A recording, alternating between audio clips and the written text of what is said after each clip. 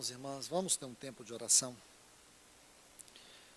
Senhor, nós estamos mais uma vez reunidos em Teu grande nome, Senhor.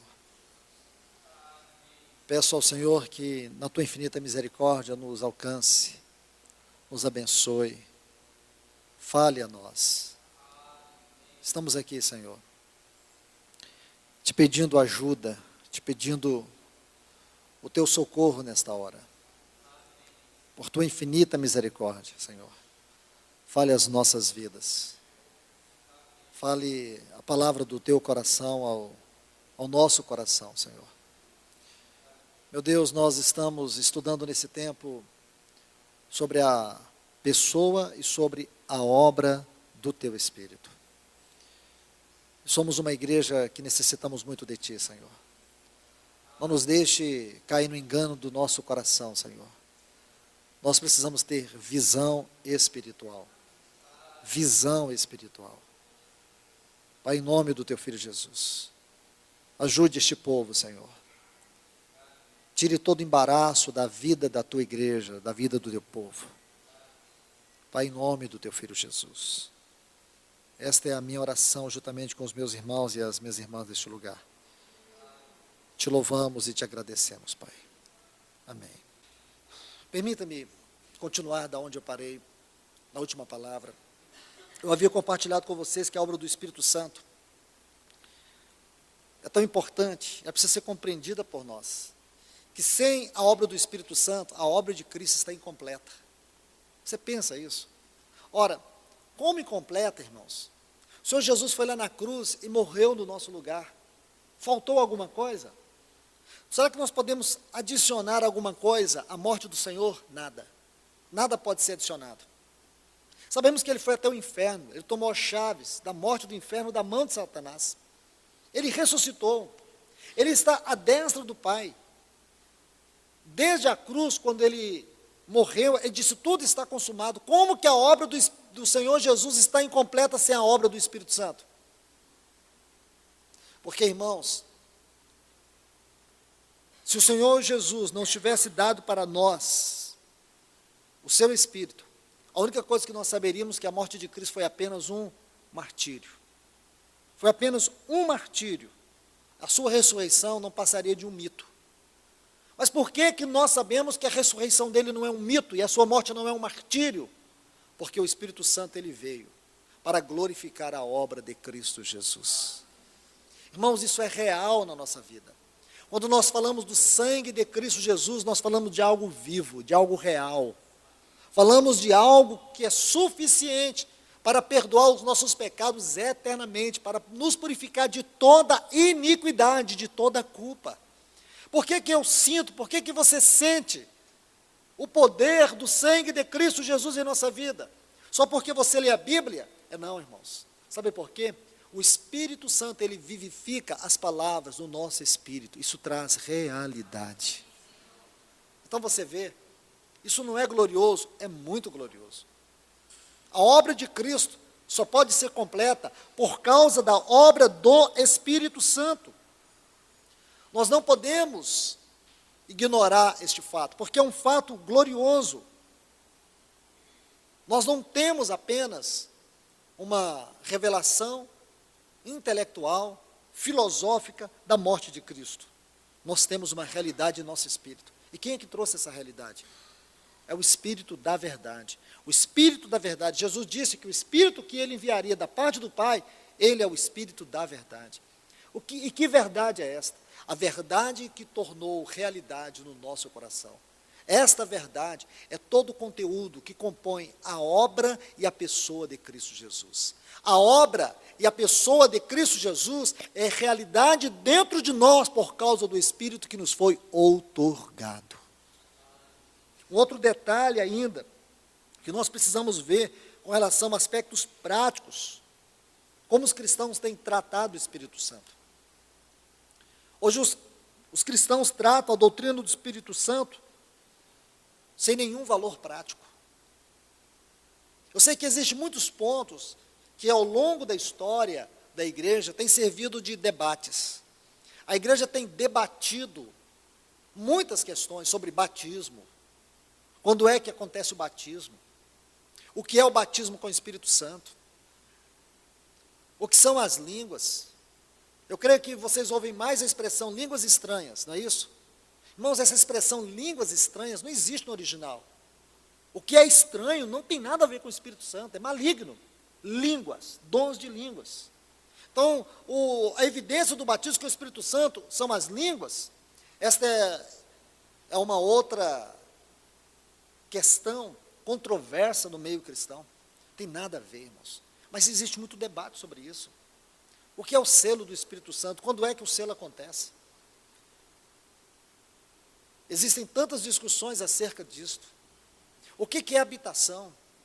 Quando é que ocorre a habitação?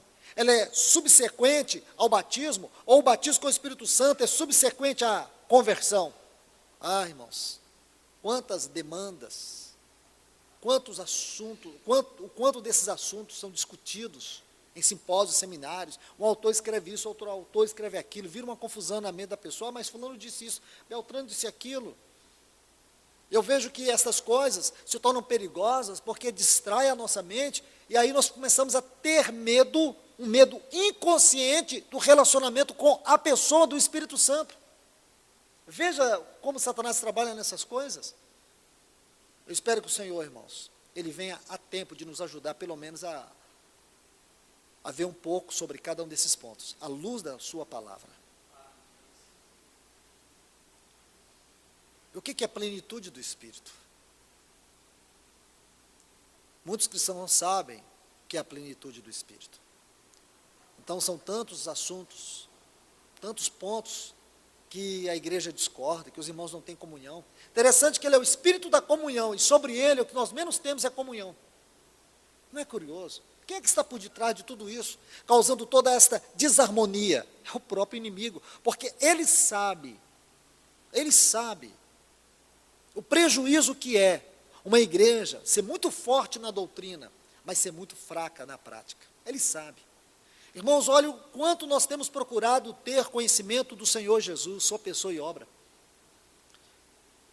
Quantos anos nós temos estudado sobre Ele, sobre o propósito eterno de Deus. Amém, tudo isso é doutrina, mas eu pergunto, o quanto disso é prática em nossa vida? Estão vendo? Então, irmãos e irmãs, nós precisamos da pessoa, porque o Senhor Jesus disse que Ele nos guiaria em toda a verdade. Isso tem que ser fato em nós. E nós temos desprezado esta pessoa. Temos procurado conhecê-lo mais em forma de doutrina. Nós temos procurado relacionar com Ele mais de maneira teológica, intelectual, e não como pessoa. Ele é uma pessoa. Ele não é uma influência, Ele é uma pessoa. A Bíblia usa a metáfora do vento, a metáfora do fogo, a metáfora da água para falar dele.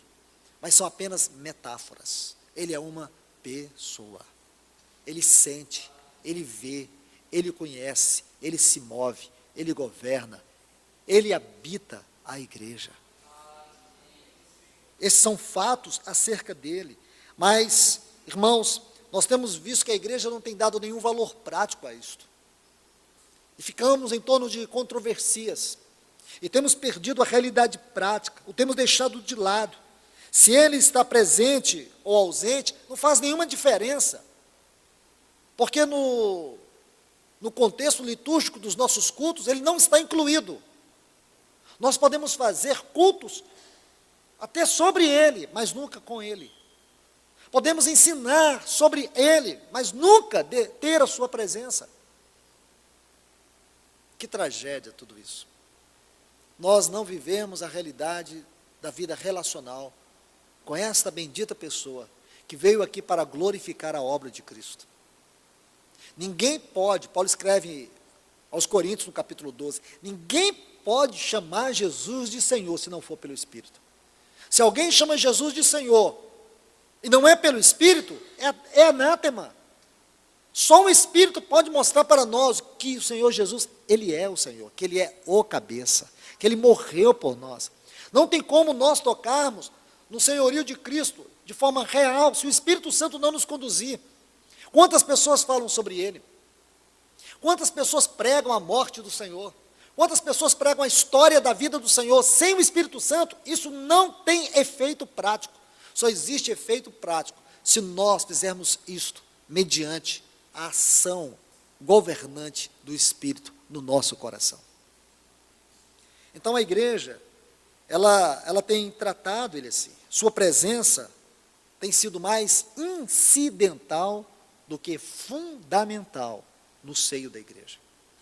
O que quer dizer incidental? Isto é, que tem o caráter secundário. É possível isso, irmãos? Não preciso dizer mais nada. É porque tem sido isso. De maneira geral, a obra do Espírito Santo na igreja, ela é incidental. A igreja não tem entendido que a obra e a pessoa do Espírito Santo é fundamental. Porque nós temos artifícios, nós temos métodos, nós temos meios de produzir entretenimento durante 1h30, 2 horas. E pronto. Se tem alguém para comandar o show religioso, se tem alguém que pode nos levar a meditar em alguns textos, que diferença faz ele estar presente ou ausente? Irmãos, vejam que o cristianismo se tornou um cristianismo onde o Espírito Santo não é honrado como cabeça, é a arma mais devastadora que o diabo tem para perverter a mente das pessoas.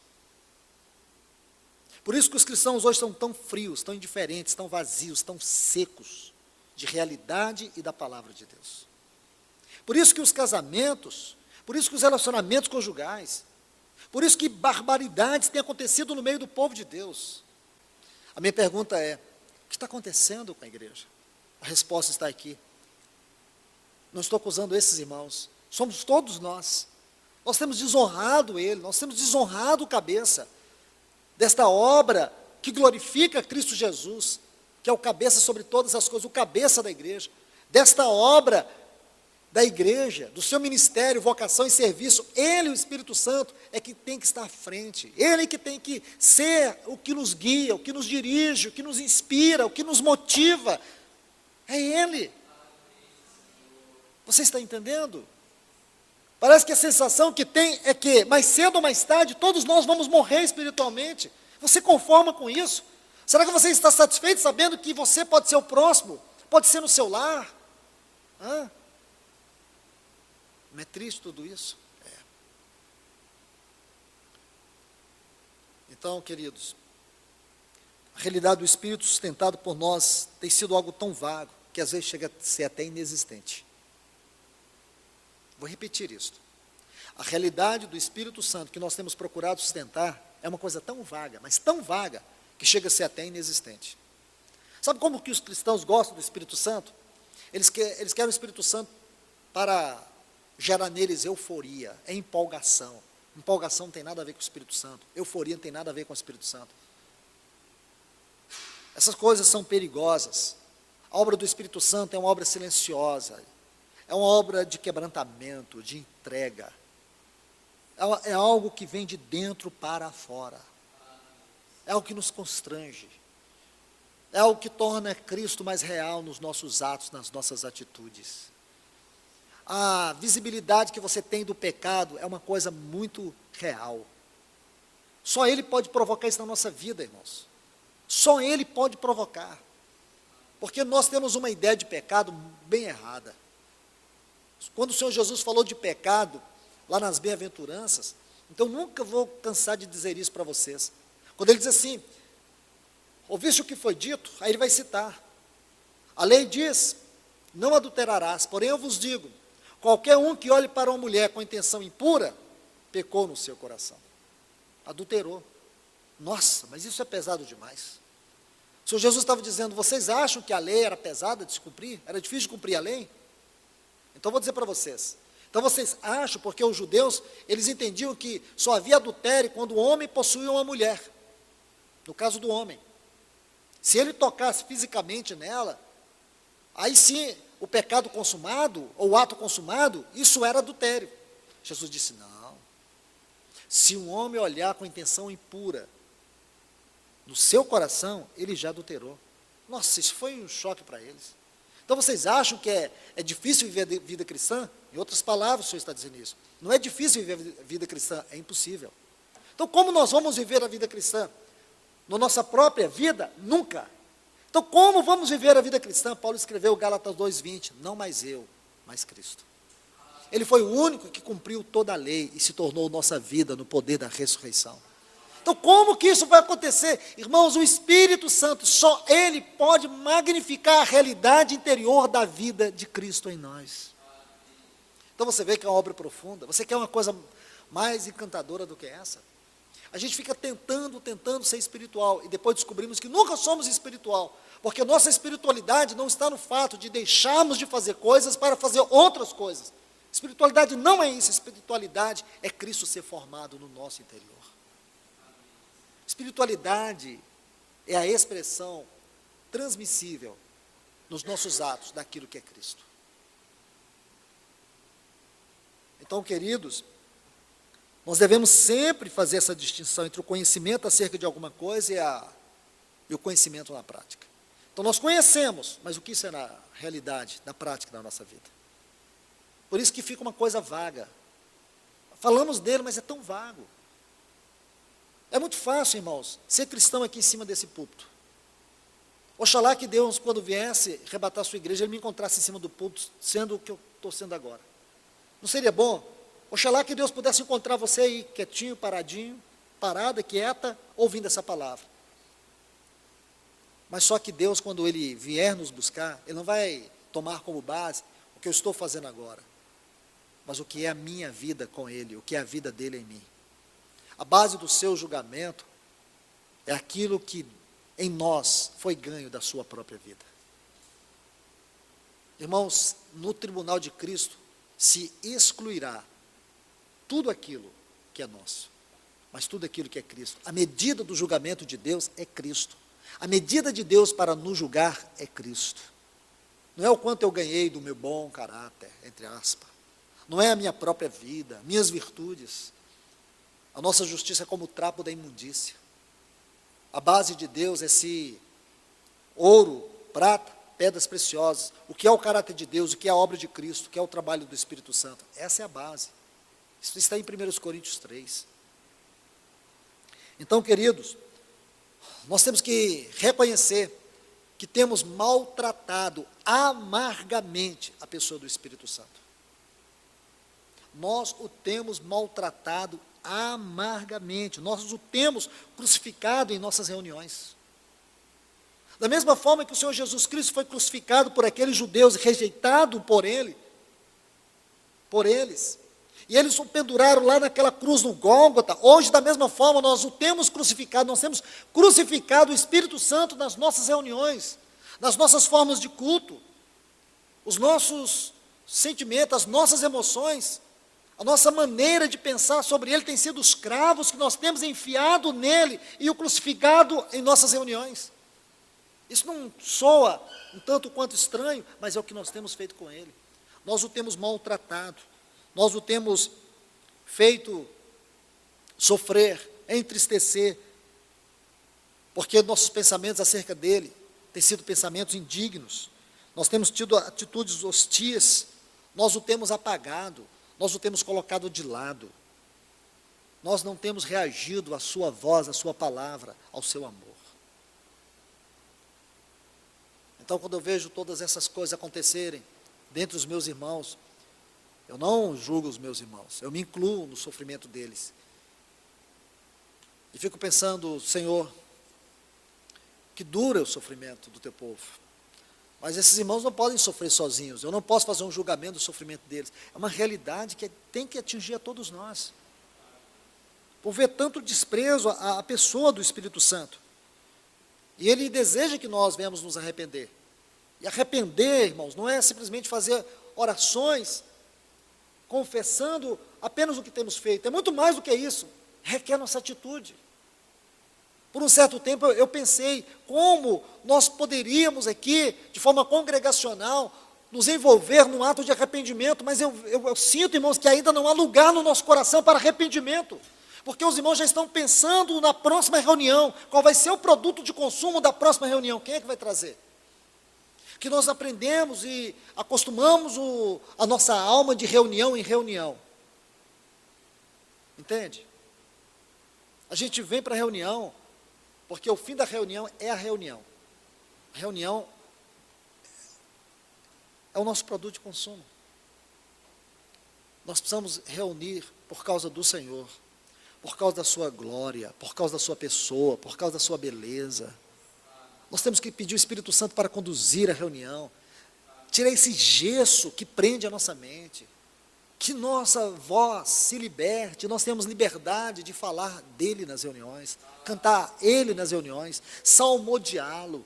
O Senhor tem que encontrar em nós um lugar de prazer nessa terra, porque nós somos os únicos que podemos cantar o louvor da glória da sua graça. Todo o louvor dos anjos tem a ver com a glória de Deus, mas o nosso louvor tem a ver com a graça, ou a glória da graça de Deus. Esse louvor, ele é muito profundo, só nós temos essa condição de fazer esse louvor. Por isso nós precisamos tanto que ele nos ajude. E hoje, irmãos, infelizmente nós temos vivido uma realidade tão desprezível quanto a pessoa e obra do Espírito Santo, e porque a presença dele nem é notada, como também sua ausência, é tudo tão vago, que nós temos colocado substitutos. E você vai ver tantos substitutos. Você vê a música, a mensagem, todas essas coisas juntas, tem um único propósito: encantar a mente das pessoas. Para que serve a mensagem?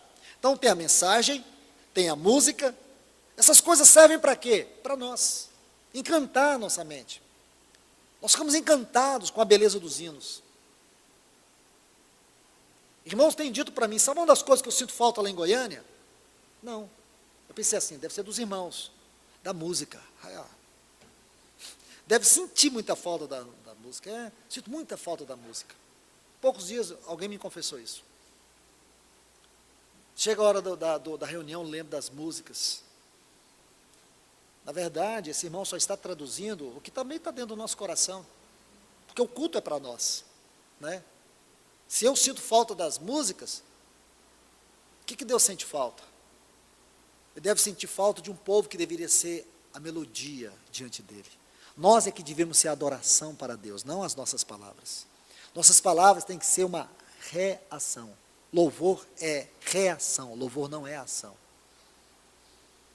Irmãos, até quando nós vamos continuar com essa mentalidade tão pequena? Até quando seremos tão medíocres? Até quando nossos olhos estarão fechados? Até quando? Até quando?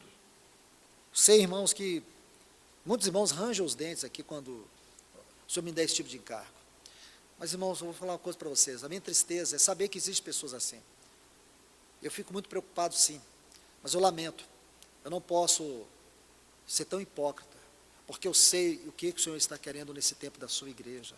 Se as pessoas não têm visão, não têm tido percepção, não têm tido discernimento, lamento muito. O Senhor está buscando uma igreja que corresponda verdadeiramente à sua vontade.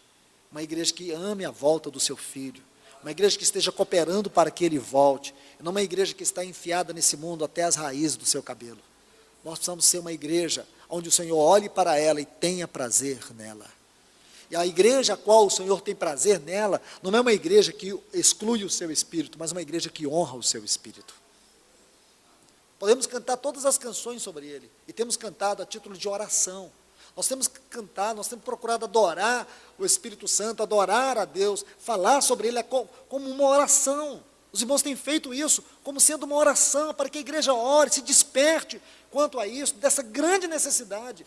O Senhor tem colocado no coração dos irmãos isso, cantar cânticos sobre ele, para mostrar isso em forma de oração, quanto nós o necessitamos.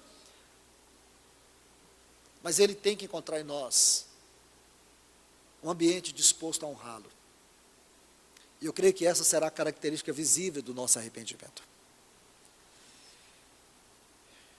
Então você vê, no culto a coisa mais real, e é a triste ausência dele. É a realidade mais notável que se faz.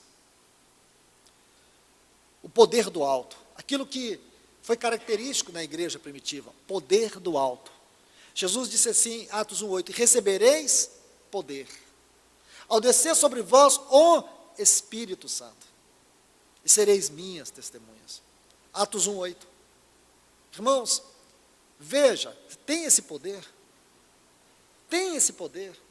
Deus, pela sua infinita misericórdia, tem feito coisas que nós não merecemos. Mas isso deveria ser uma rotina provocada pela presença dele entre nós. E não uma situação que acontece de forma esporádica. Deveria ser uma rotina. Nós deveríamos sentar para poder compartilhar o desfrute do poder do Espírito Santo em nossa vida, em forma de livramento, de cura, de presença, de conversão dos outros, pecadores se arrependendo, pessoas vindo aos pés do Senhor. Irmãos, esse mundo está caminhando a passos largos para o inferno, e nós somos essas pessoas que Deus tem colocado como uma proposta dele neste mundo, e nós não temos conseguido tocar as pessoas com poder. Nós falamos de Jesus, falamos do seu amor, falamos do seu evangelho, mas as pessoas continuam com as suas mentes cauterizadas, seus corações petrificados. A palavra não entra, a palavra não quebra os grilhões do pecado, a palavra não provoca temor. E às vezes falamos que as pessoas são duras demais, são incrédulas demais. Claro, elas são. Mas como foi possível um homem iletrado como Pedro, um homem tão simples como ele, pregar com ousadia e 3.000 almas se converter? Como? Irmãos, como foi possível Jonathan Edwards? Você já leu a biografia dele? Irmãos, vocês têm que ler. Pelo amor de Deus, leiam. Sabe como que ele pregava? Vou contar para você. Ele era míope. Então ele não tinha nenhuma eloquência, ele não tinha nenhuma oratória. Então ele escrevia os sermões dele. Então ele pegava, não tinha microfone, não tinha som, as pessoas reuniam para ouvi-lo. Ele tinha dificuldade. Ele era uma pessoa muito retraída. Então ele pegava aquelas folhas do seu sermão, colocava perto do seu olho e ficava lendo. Alguma vez você leu aquela mensagem, pecador ferido caindo na mão de um Deus irado? Alguns aqui já leram. Eu já mandei isso para vocês. Irmãos, no dia que ele pregou essa mensagem, as pessoas subiam pelo pilar da capela onde ele estava. As pessoas começaram a gritar. Algumas berravam e diziam para ele: pare, Jonathan, porque eu sinto as labaredas do inferno queimando as minhas costas. Você está vendo? Que diferença, irmãos. Veja Pedro e João indo à hora nona, às 3 horas da tarde. Eles estavam indo para o templo, encontraram um aleijado. O aleijado pediu esmola para eles. Eles disseram: não temos prata e ouro, mas o que temos? Eles tinham poder. Jesus disse: recebereis poder, ao descer sobre vós o Espírito Santo, e sereis minhas testemunhas. Ele disse: o que temos nós te damos. Eles não tinham dinheiro para dar, mas eles tinham algo que o dinheiro não podia comprar. Em nome de Jesus o Nazareno, levanta e anda. Mas hoje, irmãos, se nós encontrarmos o paralítico, nós temos prata e ouro para dar para ele. Nós temos uma casa para dar para ele. Nós temos alimento para dar para ele. Mas nós não temos aquilo que ele precisa. Irmãos, nós só estamos aqui para dar continuidade no ministério de Cristo. Isso me envergonha, irmãos. Porque nós não temos continuado o ministério de Cristo. O ministério de Cristo não encerrou na sua morte. Ele diz que nós faríamos obras maiores. Em que sentido nossas obras podem ser maiores do que ele? Existem vários que nós podemos analisar. Um dos sentidos, prático, bem prático para você entender, quando o Senhor Jesus esteve aqui nessa terra, ele tinha apenas um corpo. Aquele corpo não podia estar em muitos lugares fazendo obras ao mesmo tempo. Então ele podia ir em um lugar, e naquele lugar onde ele ia, acontecia algo. Mas hoje ele tem um corpo muito grande, constituído de muitos membros. E este corpo está nos 4 cantos dessa terra. Ele está se movendo nesse corpo. Irmãos, pensem nisso. Que analogia poderosa é essa? Esse corpo dele é muito grande. Mas imagine, É inconcebível pensar que nós somos parte do corpo de Cristo, uma parte que não funciona. A cabeça não consegue coordenar como uma parte do corpo. Imagine que eu e você fazemos parte do corpo de Cristo, uma parte que não funciona como cabeça. Tem aí alguma parte do seu corpo? Você manda a mão segurar a Bíblia, o seu cérebro, ele ordena que a mão segure a Bíblia, mas na verdade quem vai ao pé, existe isso, você essa descoordenação? Claro que não. Eu procuro entender. É impossível conseguir entender isso. Então nós temos que pensar, irmãos, o que de fato está acontecendo com nós. Quando eu vi os testemunhos que eu citei para vocês,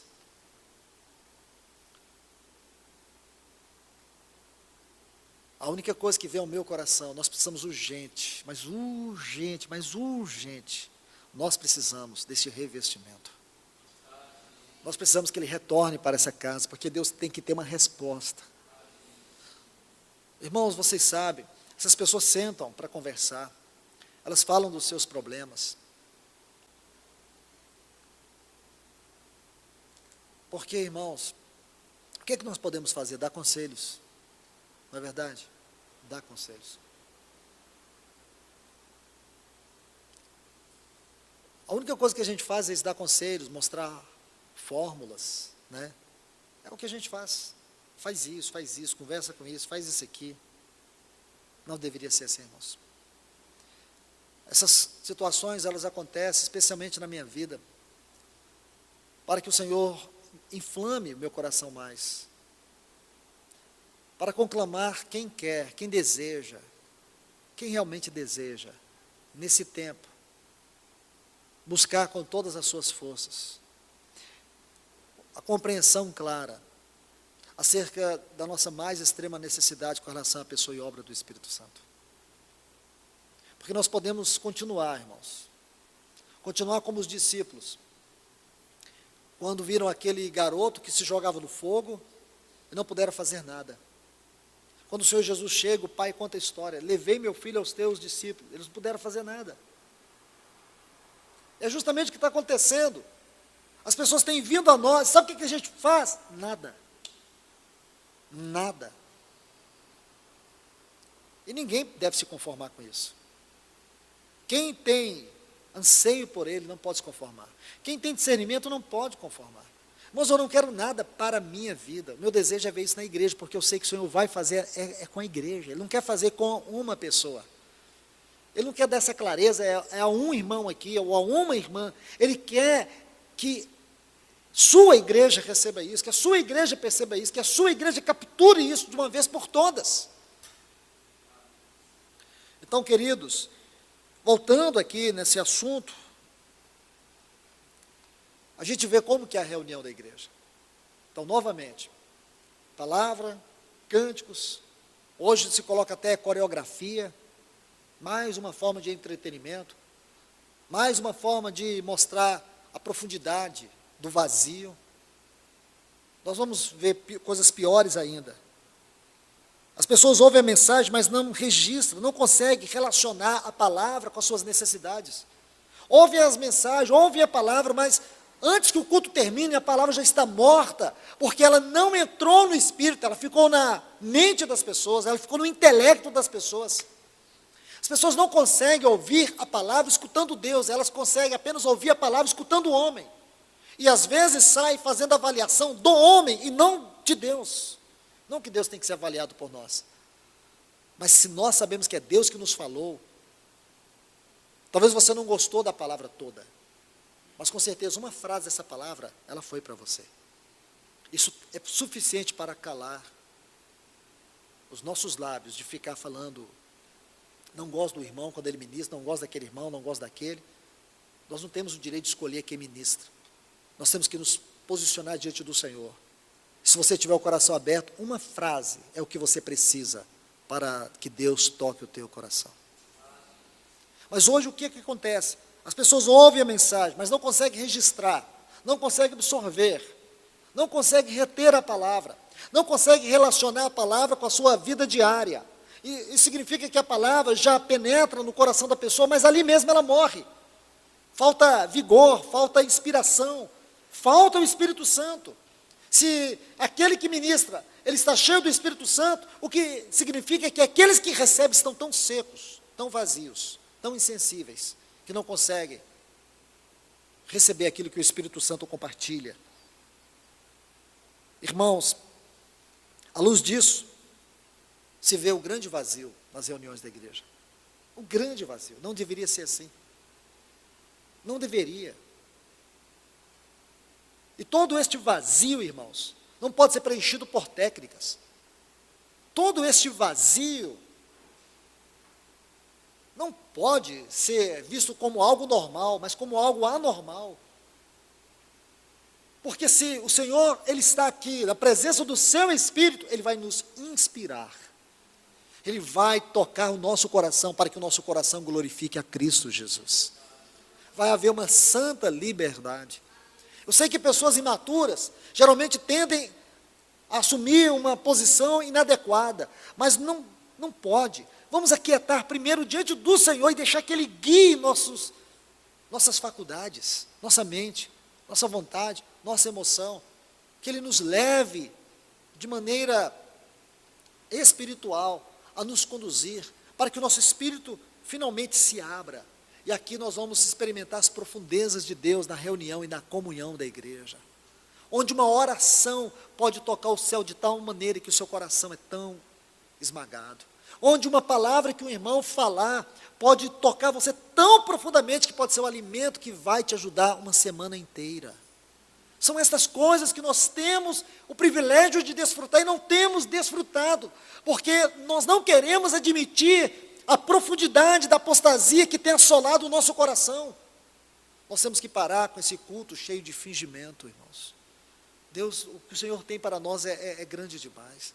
Paulo fala em Efésios 1:8 das insondáveis riquezas de Cristo. Isso não é uma coisa pequena não, irmãos. Isso é uma coisa muito grande. São coisas profundas. São coisas tão extraordinárias. E o Senhor quer que nós venhamos desfrutar isso. No ano 394 depois de Cristo, foi instituída a missa.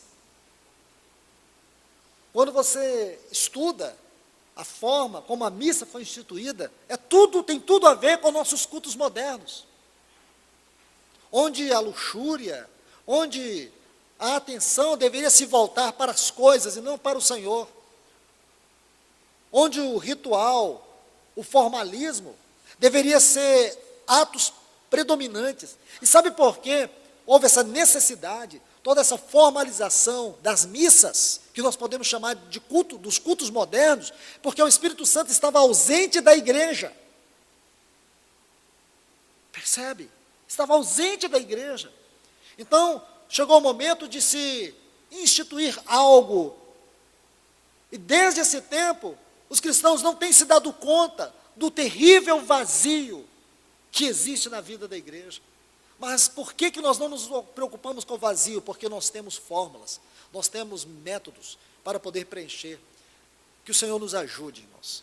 Que a palavra do Senhor possa abrir os nossos olhos como um colírio e mostrar que nós estamos na direção errada. O Senhor está reivindicando uma igreja que corresponda à altura do seu caráter. Que nós venhamos a entender que o Senhor está falando isso porque Ele está nos chamando a tocar de maneira real todas as realidades que Ele tem para nós, segundo a obra que Ele determinou que o Seu Espírito fizesse entre nós. O Senhor quer que nós vejamos, o Senhor quer que nós toquemos, o Senhor quer que nós vivamos esta realidade, como a igreja primitiva viveu.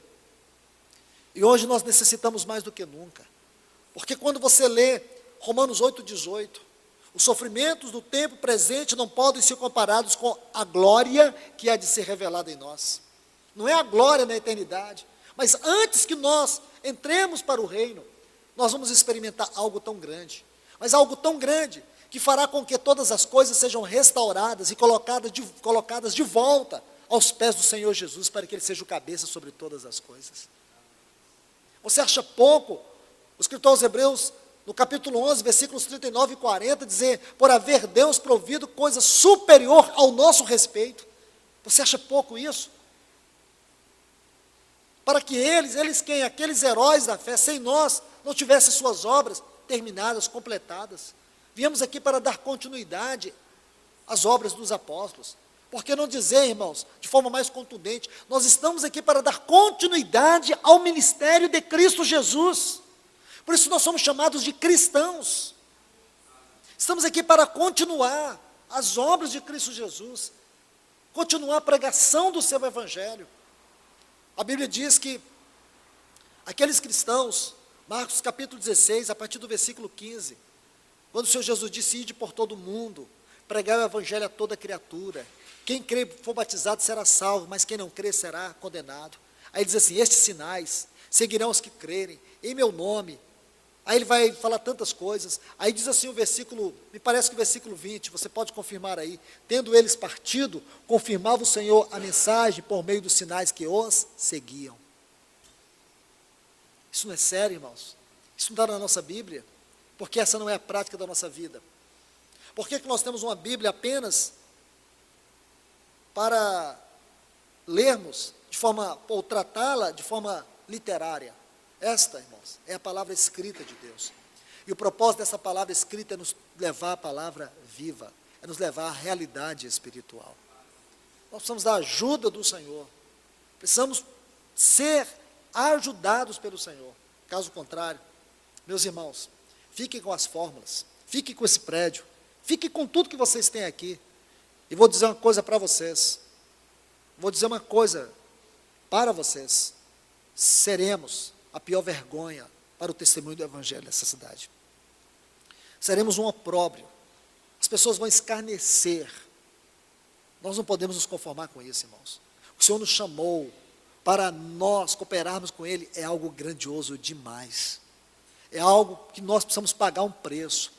Você e eu temos que ter consciência, temos que pagar um preço, nós temos que pagar um preço.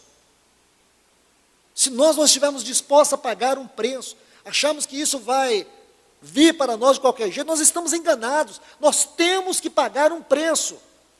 Se nós não abrirmos mão de tudo aquilo que impede, de tudo aquilo que nos amarra, de tudo aquilo que tem feito com que nós enfiemos nossas raízes nessa terra, se nós não estivermos dispostos a abrir mão de tudo isso, abrir mão do nosso tempo, abrir mão das coisas que julgamos serem preciosas demais aos nossos olhos, se nós não abrirmos mão das idolatrias do nosso coração, se nós não abrirmos mão